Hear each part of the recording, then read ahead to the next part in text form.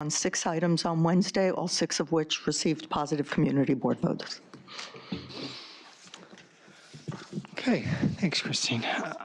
Moving on to future votes, staff have prepared reports for the following. 270 Park Avenue. We have the Manhattan office here for some discussion. Oh, Commissioner Cirillo is recused. I'll just note that as well.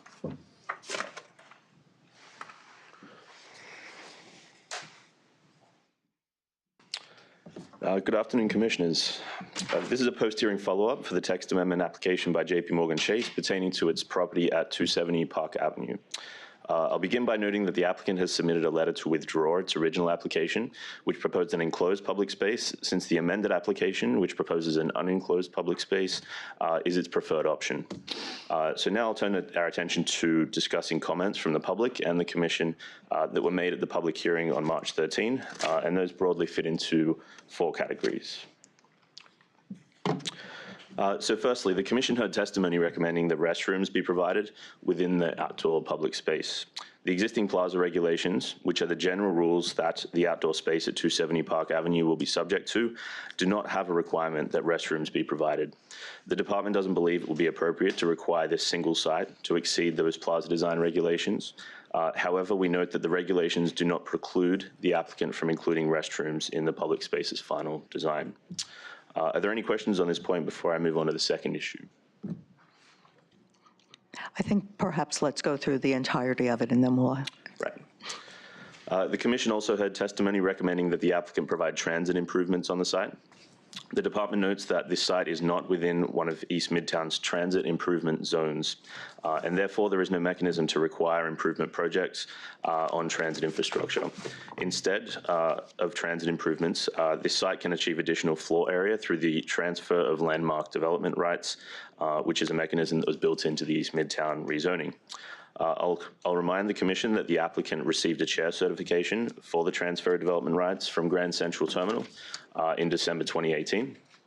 That approval required a payment of over $10 million toward the terminal's preservation plan and a contribution to the East Midtown Public Realm Improvement Fund of over $41 million, which the fund's governing group can allocate to transit improvements if it deems appropriate.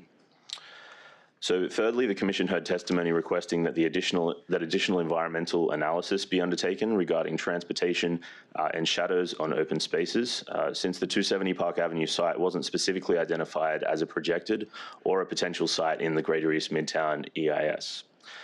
As you know, an EIS is not meant to foresee the exact future, but rather is intended to provide a reasonable analysis concerning possible impacts that could occur based on a given project.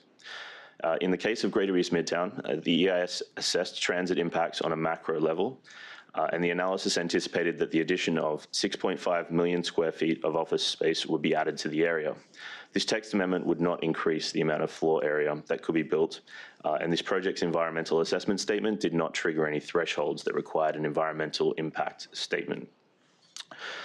Regarding shadows, the Greater East Midtown EIS provided a conservative shadow analysis for the cumulative effect of all projected and potential development sites that the new framework would enable.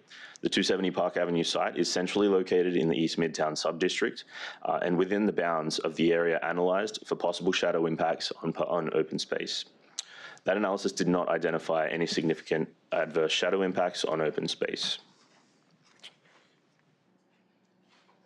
So lastly, the Commission heard concerns about the amount of flexibility in the proposed chair certification and what that would provide in relation to the design of the public space.